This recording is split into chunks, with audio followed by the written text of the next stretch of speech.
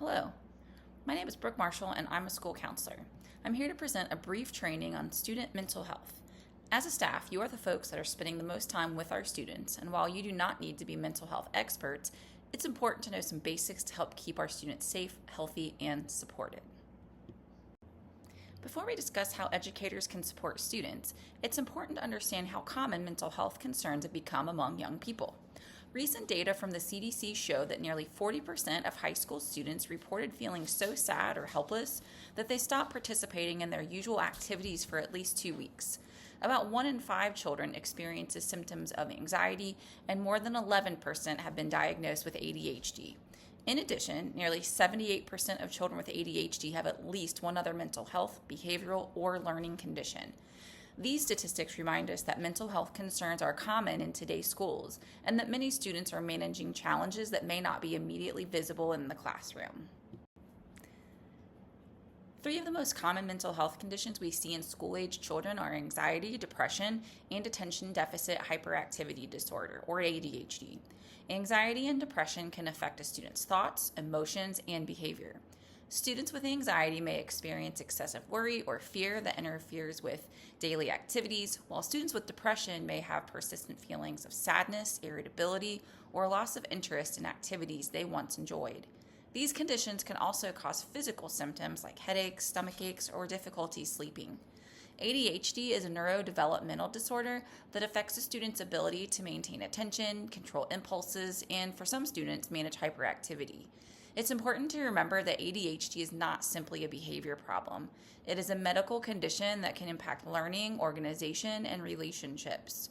Finally, many students experience more than one mental health condition at the same time, so it's important to look at the whole child rather than focusing on a single diagnosis.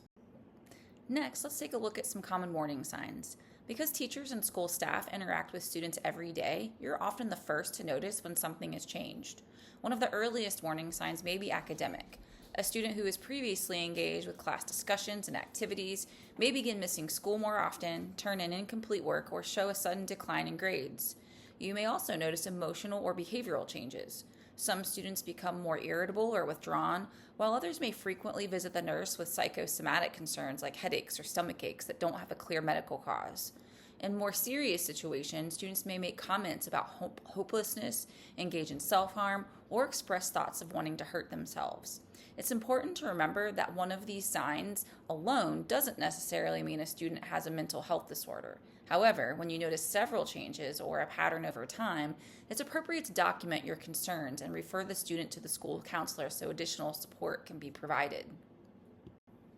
Okay, so what's the classroom impact? What will you as a teacher possibly hear or see from your students? Untreated mental health concerns can have a significant impact on a student's success both inside and outside the classroom. Academically, you might see a student having difficulty concentrating, staying organized, or completing assignments. As a result, grades may begin to decline even though the student is capable of doing the work. Mental health also affects students socially. You might see them withdraw from friends, avoid partner or group activities, or have more conflict with peers. Some students become unusually quiet, while others may appear more irritable or frustrated than usual. These challenges can also lead to behavioral changes, including increased absences, frequent visits to the nurse, or difficulty following classroom expectations. It's important to remember that these behaviors may be signs that a student is simply struggling rather than choosing to misbehave. The good news is that early intervention can make a meaningful difference. When teachers recognize concerns early and collaborate with the school counselor, students are more likely to receive the support they need before problems become more serious. How can staff be prepared and help and support our students with mental health concerns? While teachers are not expected to diagnose or treat mental health conditions, they can play an essential role in supporting student well-being. One of the most effective things you can do is build positive relationships with your students. Creating that relationship is part of the job. When students feel seen, respected, and supported by trusted adults, they're more likely to seek help when they're struggling.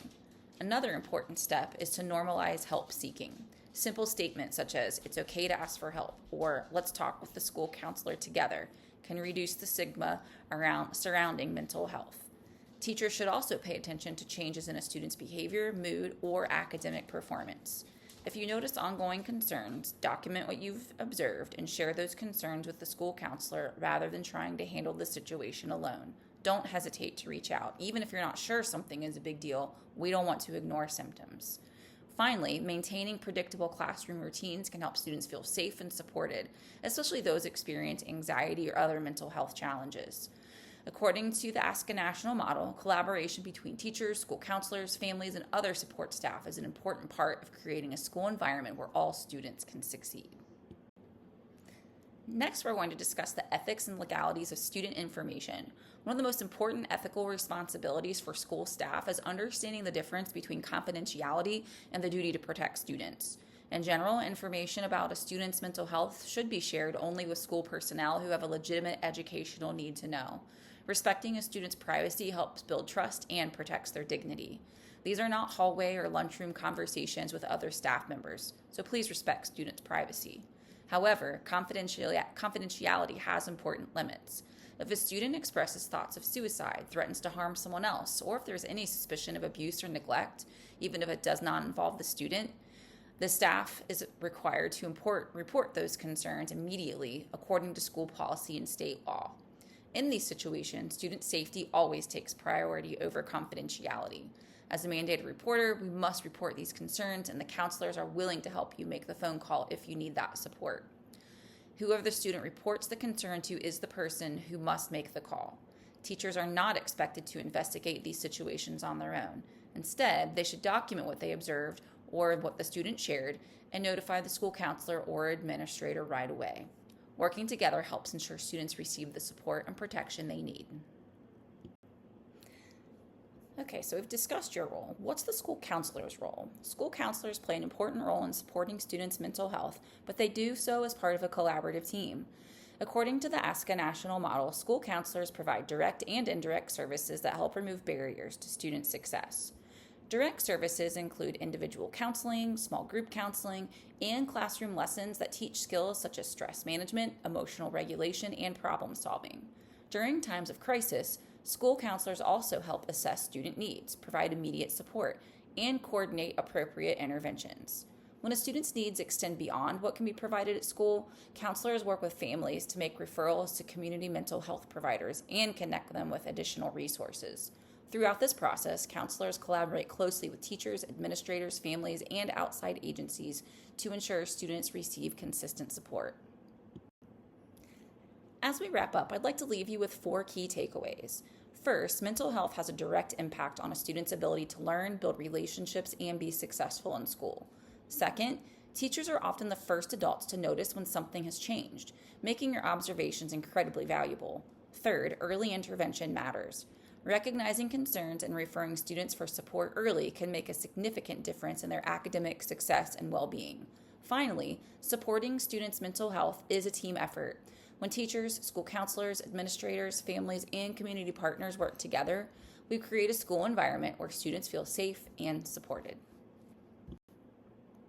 Thanks everyone for your time today and for the important role you play in supporting the mental health and success of every student.